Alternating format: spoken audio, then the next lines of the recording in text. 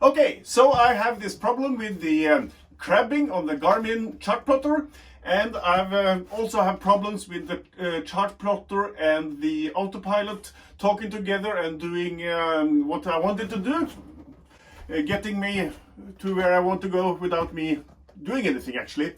And well, this crabbing problem, I've tried to solve it. I've tried to calibrate the system. It turns out in this boat, it's probably too much magnetic interference. And I've been promised that this little thing, the Garmin MSC10, Marine Satellite Compass 10, will solve all my problems. So let's see what's inside this box.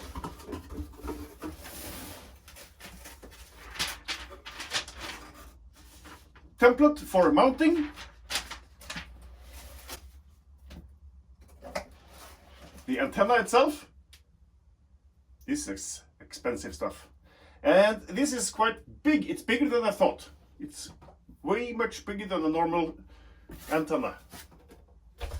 And we have the instructions, and I actually read the instructions, and I would recommend you to do it as well.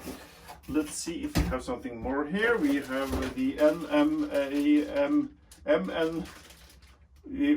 We have the cable, and you probably know this cable if you've been doing this yachting equipment before. We have here, let's see, it's the pole for mounting, so it will be something like this. Looks quite good. I look forward to mounting this.